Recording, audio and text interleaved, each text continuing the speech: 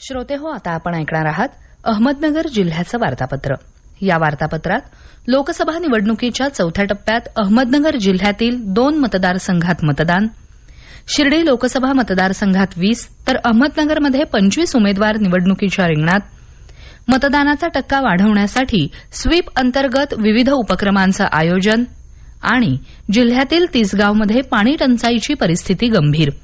यासह ऐकूया आमचे अहमदनगर जिल्ह्याचे प्रतिनिधी मनोज सातपुते यांनी पाठवलेला ठळक घडामोडींचा हा आढावा. अहमदनगर जिल्ह्यातील 2 लोकसभा मतदारसंघात येत्या 13 मे रोजी मतदान होणार आहे. शिर्डी लोकसभा मतदारसंघात 20 आणि अहमदनगर लोकसभा मतदारसंघात 25 उमेदवार निवडणुकीच्या रिंगणात आहेत. अहमदनगर लोकसभेसाठी महाविकास आघाडीकडून राष्ट्रवादी काँग्रेस शरदचंद्र पवार पक्षाचे उमेदवार निलेश लंके आणि महायुतीचे उमेदवार सुजय विखे यांच्यात सरळ लढत होणार आहे.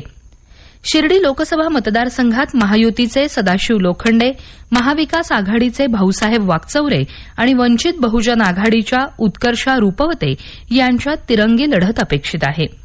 निवडणुकीच्या पार्श्वभूमीवर सध्या जिल्ह्यात जोरदार प्रचार सुरू आहे. लोकसभा निवडणुकीत मतदानाचा टक्का वाढवण्यासाठी स्वीप कार्यक्रमाअंतर्गत जिल्हा प्रशासन तसंच अन्य स्वयंसेवी संस्था विविध उपक्रम आयोजित करत आहेत. त्याचाच एक भाग म्हणून श्रीरामपूर इथं तृतीयपंथी मतदारांमध्ये मतदानाबाबत जागृती करण्यात आली. देशात सुरू असलेल्या लोकशाहीच्या या उत्सवात आम्ही 100% सहभागी आहोत. येत्या 13 तारखेला 100% मतदान करून लोकशाहीचा उत्सव साजरा करू अशी शपथ शिर्डी लोकसभा मतदारसंघातील तृतीयपंथी मतदारांनी यावेळी घेतली. जिल्हाधिकारी आणि जिल्हा निवडणूक अधिकारी सिद्धाराम सालीमठ यांच्या सूचनेनुसार अहमदनगर आणि शिर्डी लोकसभा मतदारसंघात मिशन 13 मे सण मतदानाचा या उपक्रमाअंतर्गत 6 प्रकारच्या स्पर्धा घेण्यात येत आहेत. यात निबंध, चित्रकला, कविता, घोषवाक्य, पोस्टर, मतदानाबाबत प्रबोधन करणारे लघुपट, माहितीपट अशा स्पर्धांचा समावेश आहे. विविध 4 गटात या स्पर्धा घेतल्या जातील.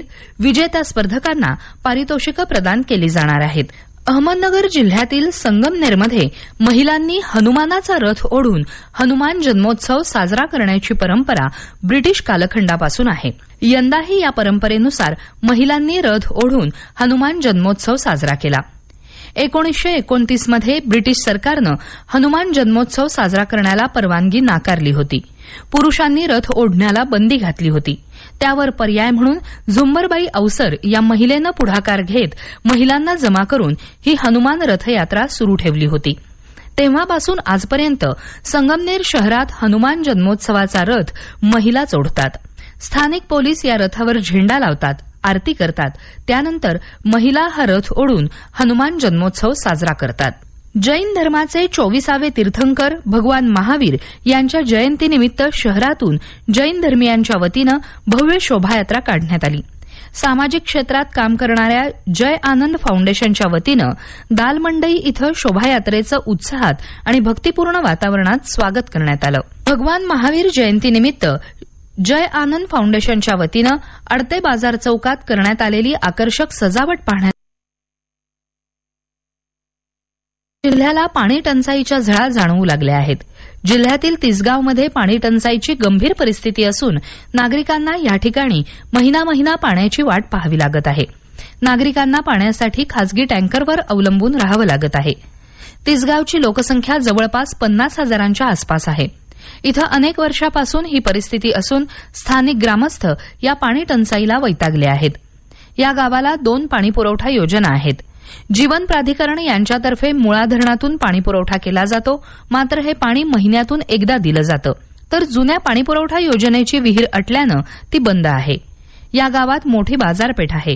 दररोज नागरिकांची भर पडते. मात्र पाण्याकडे कुणी लक्ष देत नाहीत असा इथल्या नागरिकांचा आरोप आहे. तर श्रोते हो, हे होतं अहमदनगर जिल्ह्याचं वार्तापत्र. आमचे अहमदनगर जिल्ह्याचे प्रतिनिधी मनोज सातपुते यांनी पाठवलेली माहिती आपण ऐकलीत. वाचन केलं होतं पूजा दीक्षित यांनी. हा कार्यक्रम आकाशवाणी पुणे केंद्राच्या प्रादेशिक वृत्त विभागानं सादर केला.